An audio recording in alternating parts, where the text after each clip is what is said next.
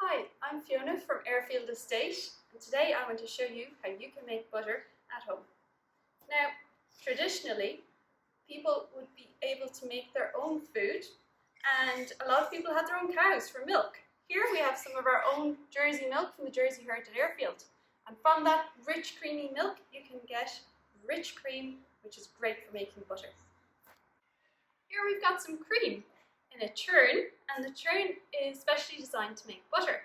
So there's lots of fat in cream, and those lovely little fat globules, when they're beaten together with the churn, they'll clump all together and you'll end up with butter.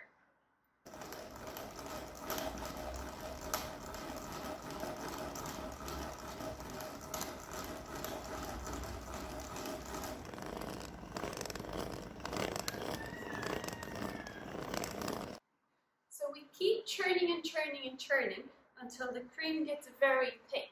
And at this point you want to watch it to see, does it start to look like scrambled eggs? And that's the point then you start to see that it's starting to look like butter. Now when you see the scrambled egg consistency, keep going, and eventually you'll find it gets harder and harder to turn the churn, and everything's coming together in a nice lump. And if you look down at the bottom, there's a lot of liquid, and that's the buttermilk.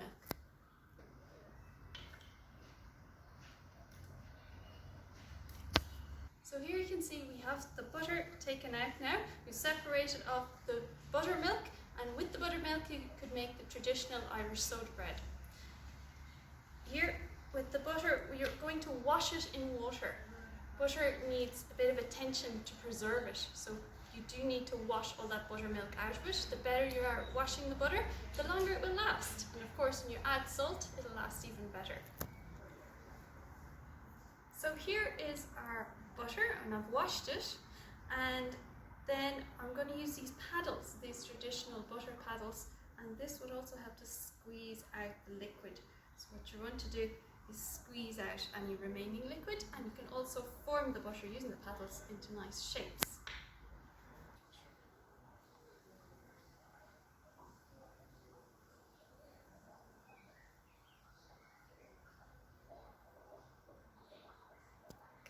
So here's our butter ready to pop on some delicious Irish brown soda bread or some scones, and enjoy!